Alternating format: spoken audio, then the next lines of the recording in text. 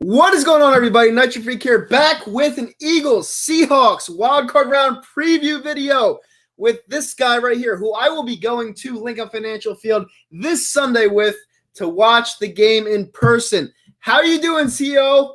What is up? How about those fucking birds, baby? Division champs, baby. Fucking fired up. It's 11 o'clock at night, waking up the neighbors.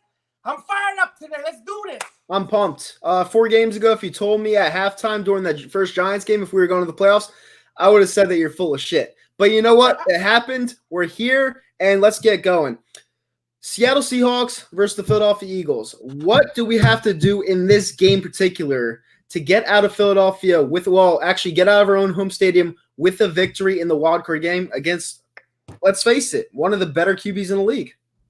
Absolutely. Now, listen, this is not the NFC East. You know, I admit that. You know, this team is obviously better than the New York Giants and the Washington Redskins and Dallas Cowboys. The Dallas Cowboys are more talented, in my opinion, besides the quarterback. But we just have to play the way we've been playing the last 4 weeks, and that's mistake-free football. Mm-hmm. Carson Wentz has been unbelievable the last 4 games, doing what he has to do. The defense has stepped up, doing what they have to do, getting pressure on the quarterback. Still not taking the ball away, in essence, for like interceptions, but fumbles.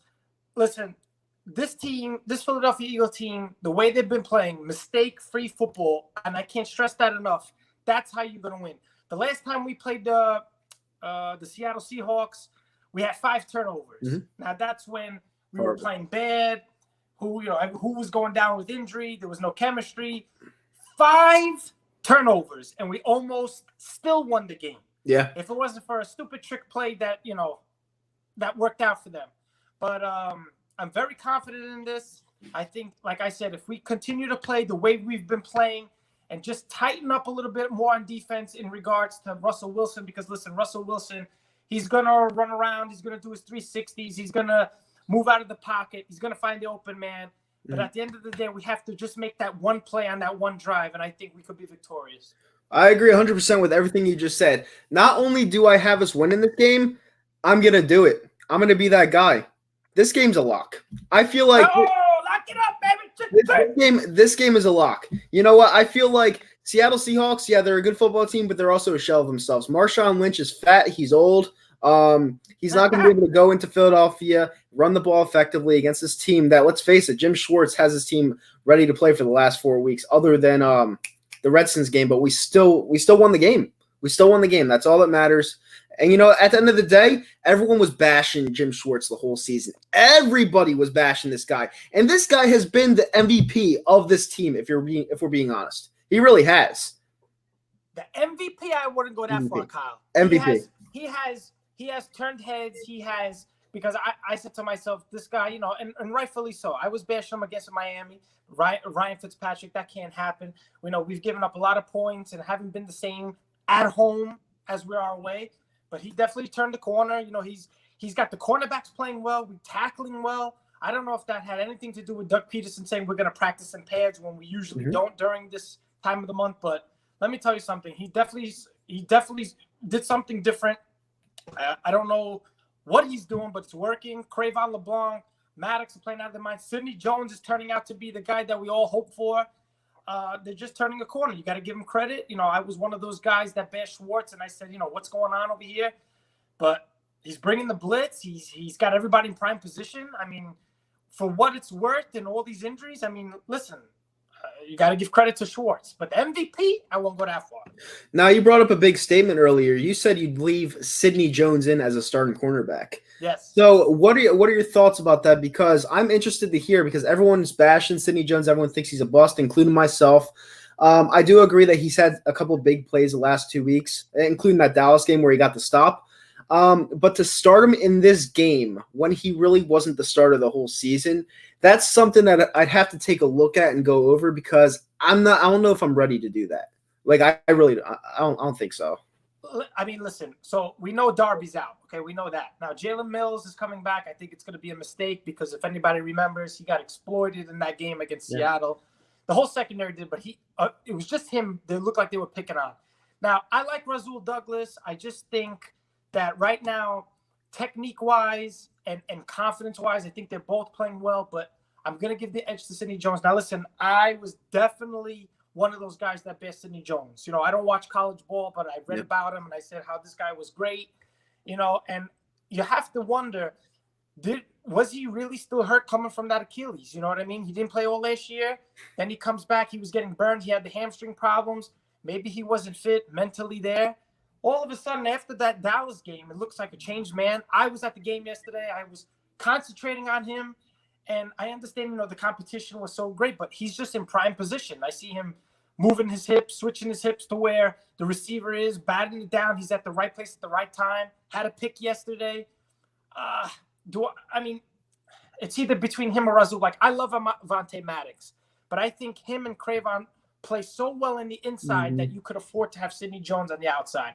I'm not really too fond of Razul. I love Razul, don't get me wrong, but I think you play the hot hand, and I think Sidney Jones is playing very well right now. Well, one of the bigger things that Sidney Jones had in college was the way that he was able to maneuver his feet. He had some of the quickest feet coming out of Washington. He played Washington he played ball at Washington for the Pac-12, and he was a top 15 projected pick. When he got hurt, he slid all the way down to the second round. Now, at first, I did not like this pick because I feel like when you get a torn Achilles as a cornerback, you're never going to be the same player again. But as someone just said in the comment section, maybe he's a late bloomer. Maybe he's coming into his own now. And that could be huge for us for years to come because let's face it, we're not strong at the cornerback position. And honestly, it's something we need. So I don't know if I'm for starting Sidney Jones, but I definitely rotate him in and out. That's what I would do. I mean, whatever Jim Schwartz is doing, I saw a lot of switching yesterday. I see him Cravon LeBlanc. Then I see Avonte Maddox. Then Avonte Maddox came out. I even saw Craig James into the game. Yeah. So they're doing a lot of stuff. I love it. It's working. You're just the quarterback just has to pick what cornerback to pick on at the right moment. And obviously, Russell Wilson will do that. But like at the same time, if you watch that game against, going back to Seattle, we really contained Russell Wilson. He didn't go out of the pocket. He wasn't running for 50, 60 yards.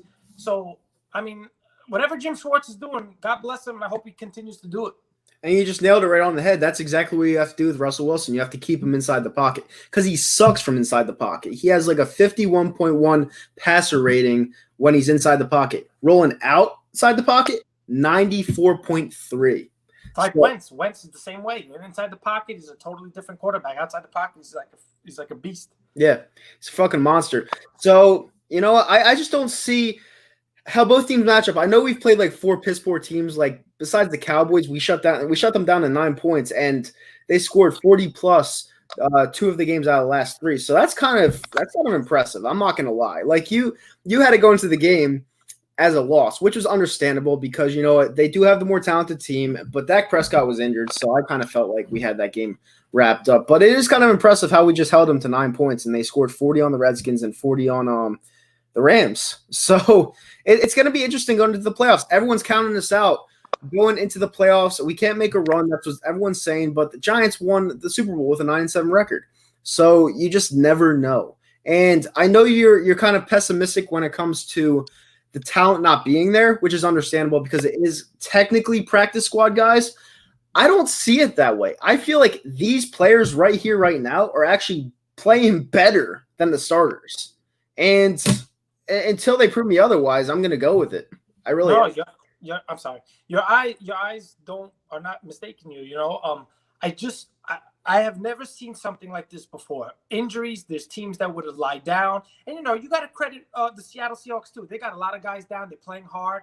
A centimeter yesterday, they would have been the number 1 seed. A centimeter, not even.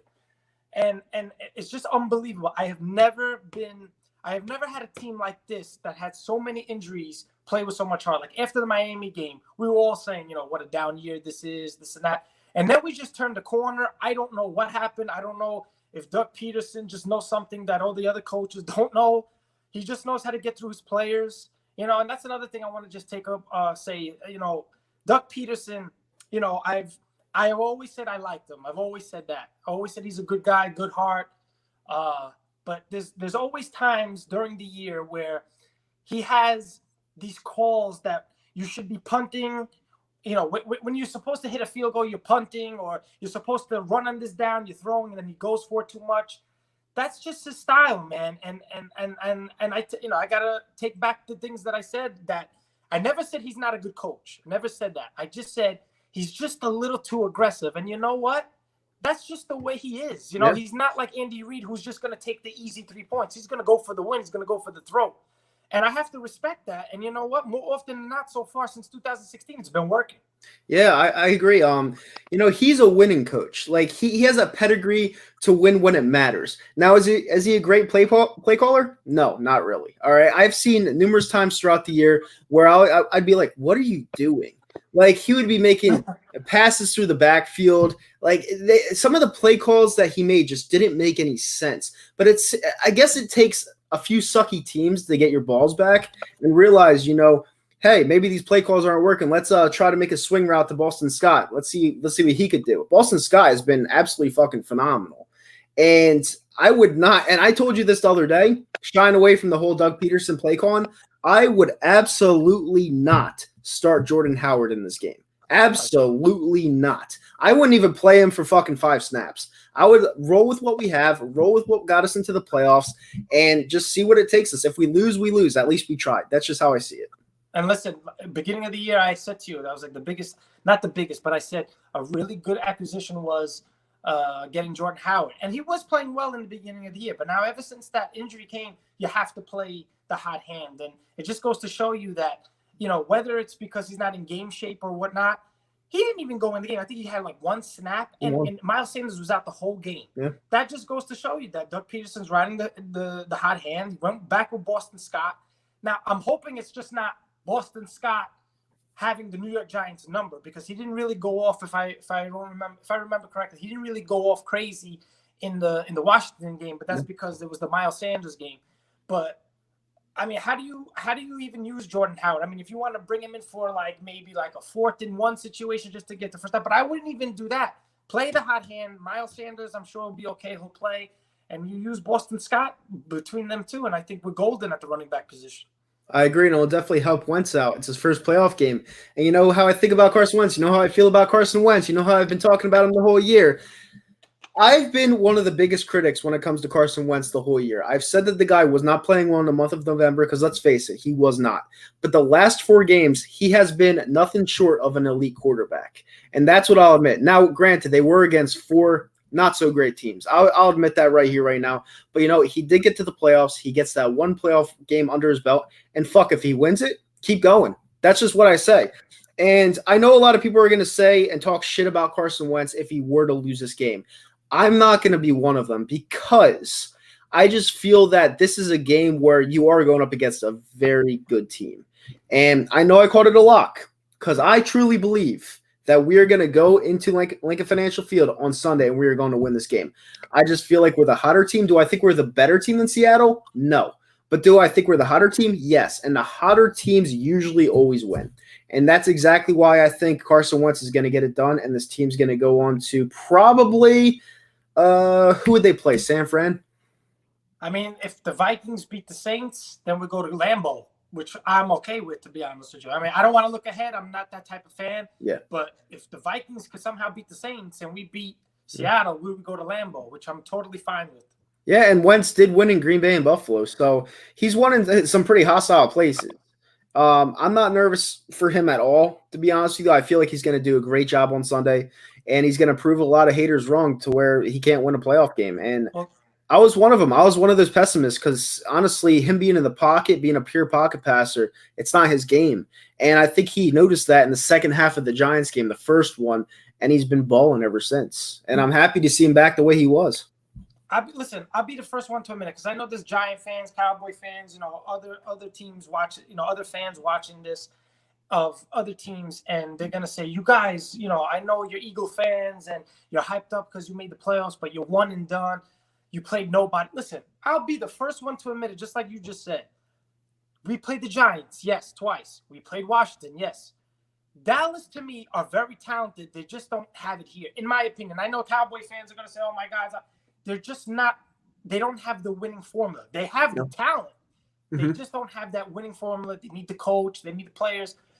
And I completely understand that. But when you look back to see how we won this game with what we had, that's where I'm saying that's the difference. I'm not sitting here with Deshaun Jackson, Alshon Jeffrey, and everybody's healthy, and we're beating these teams that we should be beating and talking smack. It's the way we're winning these games with nothing. Like, nothing. So that's what I'm proud of with this team. You know, everybody, even me, I said, you know, we're dead. I said, we're going to lose to Dallas. And a lot of people forget. Dallas was the number one offense going into that Sunday. And we shut them down. Yes, Dak Prescott missed some throws. Yes, they dropped balls. But you know what? At the end of the day, I see Dallas Cowboys with 9 points. And that was the number one offense. You got to give credit to us. We could have laid down, handed over the division to Dallas and say that's it. This team has a lot of heart.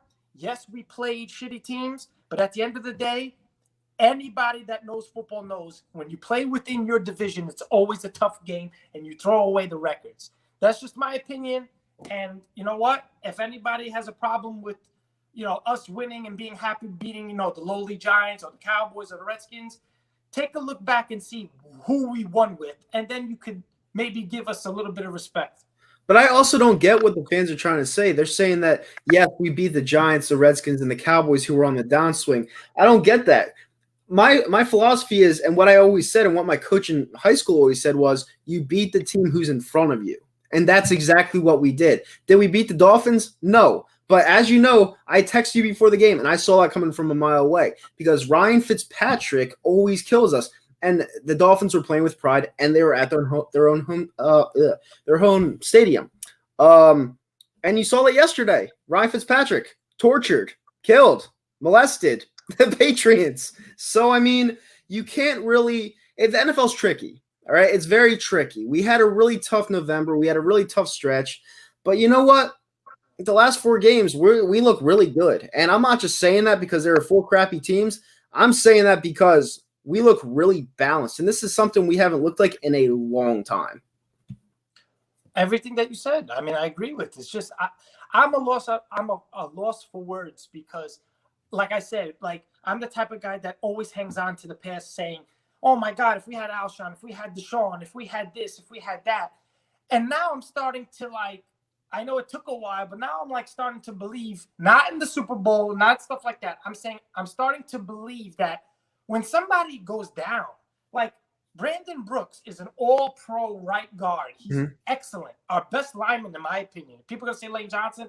I think it's Brandon Brooks.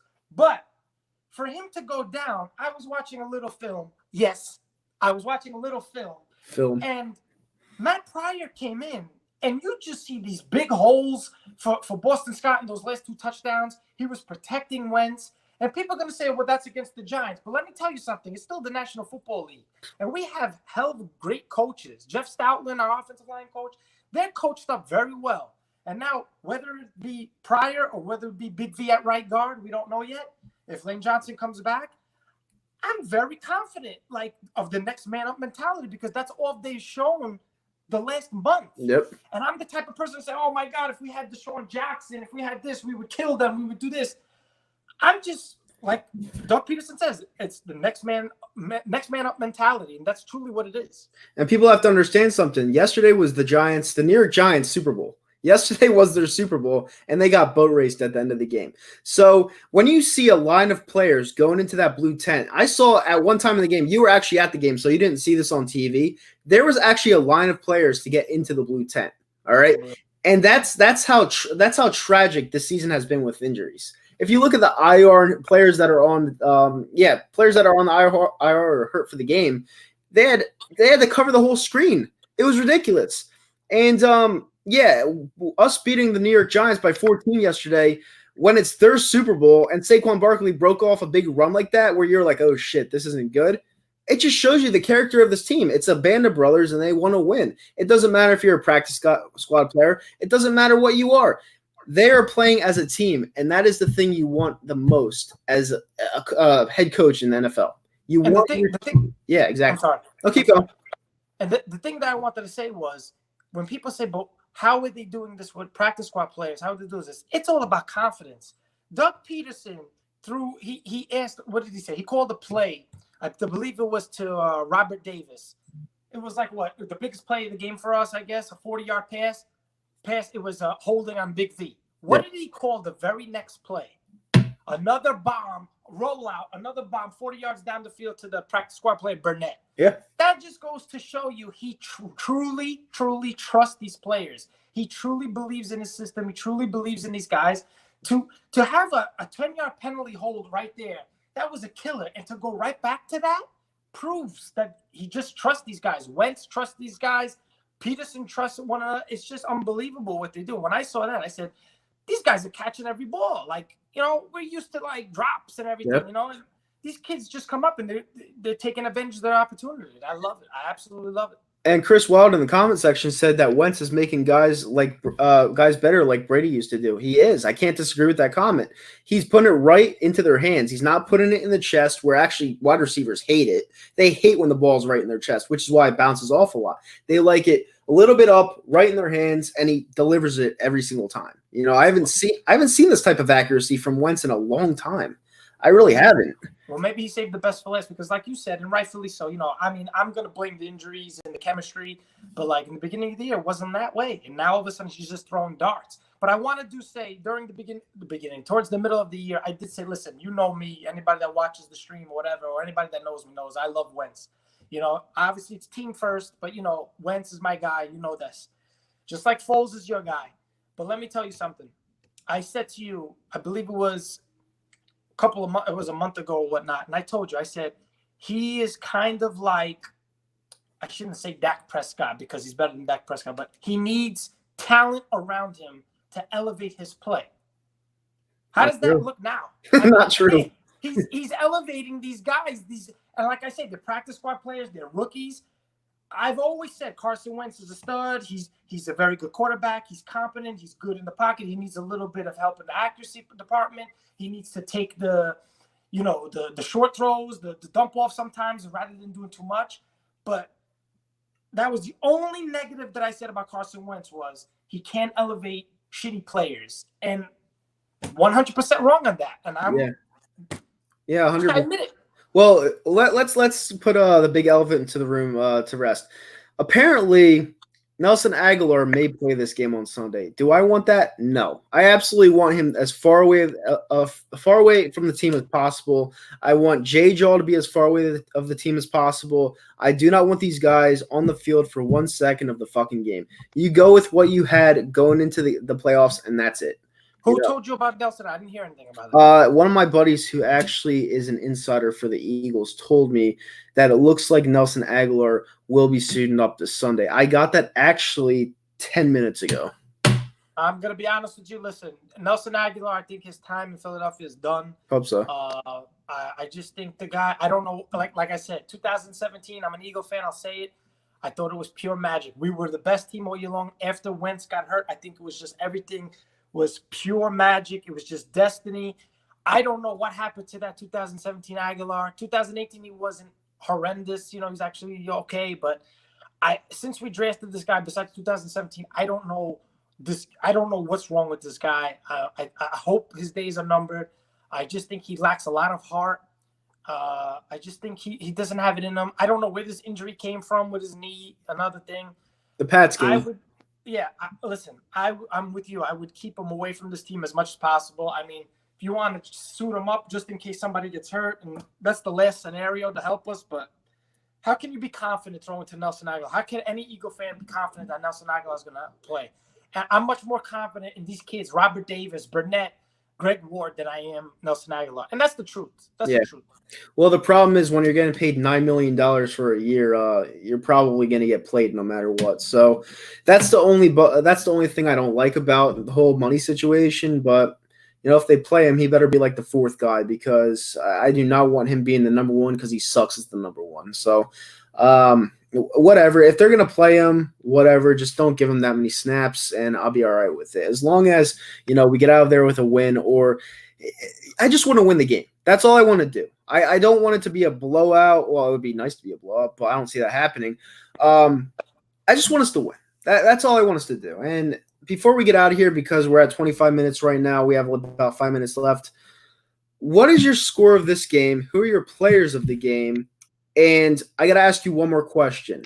Is Carson Wentz out of Nick Foles' shadow right now, or does he have to win a couple games in the playoffs before he can get that label? I'm gonna be honest with you. First of all, with the score, I don't like to do stuff like this. I really don't want to answer it. I hate doing it. That's why I do it. Yeah, I know. It's your show, so I have to do it. I'm going to say 27-21 Birds. Okay. I think we score. I think, I'm not afraid of Seattle. I'm really not. Like, if this was Seattle of old, Legion of Boom kind of stuff, absolutely. We're at home. I believe, they got their heads are down. They just lost a big game. They lost the number 1 seed. You're 11-5, have to go across the country to Philadelphia. I mean, come on. Not that they're going to lay down. I just think we have all the momentum in the world right now. We're the hotter team, like you said. And I just think when push comes to shove, Doug Peterson's going to be better than Pete Carroll on that day. As far as players of the game, it's going to have to be the defense, in my opinion. And I'm not going to say Carson Wentz because I expect Carson Wentz to do what he's been doing. The defense has to contain Russell Wilson. That's the only guy that I'm afraid of. I am not afraid of Marshawn Lynch. I'm not afraid of Tyler Lockett. You contain Wilson and you hit him a couple of times and you get pressure on him. And I just think that we win the game. As far as Carson Wentz in the shadow, unfortunately, I will have to say he'll always be in Nick Foles' shadow until he wins a Super Bowl. Right.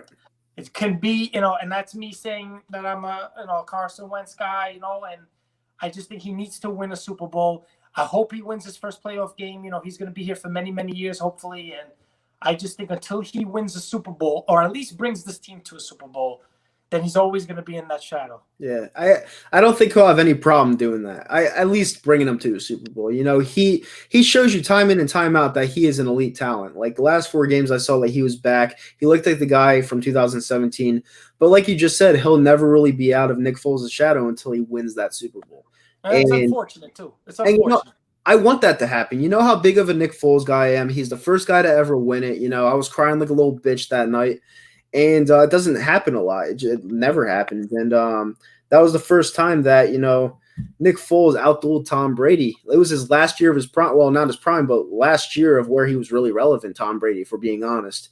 And he outdueled him. So that's a night I'll never forget. And it'll definitely take a while for probably Wentz to get out of his shadow. But you know what? He will eventually. And I'm not going to say anything else about that. And that's all there is to it. My players of the game, I'm going to go number 11, and on defense, I'm going to say we have a Cox sighting. I think Fletcher Cox pressures. I think Fletcher Cox pressures Russell Wilson all night and gets 2 sacks.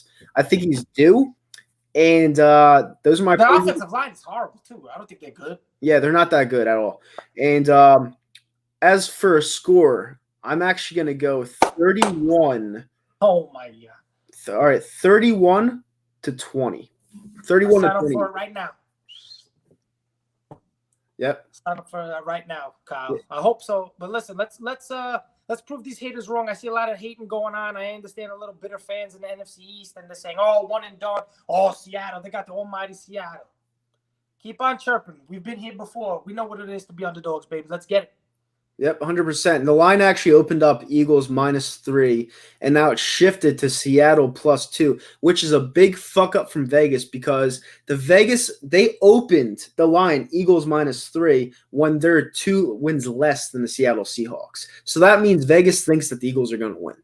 Let's go Vegas, baby! Yep, 100%. With that being said, we're out of here. Thank you for joining the stream. I'll be going to Lincoln Financial Field with this guy. Thank you so much for getting the tickets, Zomp. Yes, sir. And it's going to be a fun day at the link, getting cheesesteaks and stuff like that. And, yeah, with that being said, fly, Eagles, fly. Pleasure. Go Birds, baby. Go Birds. Peace. Peace.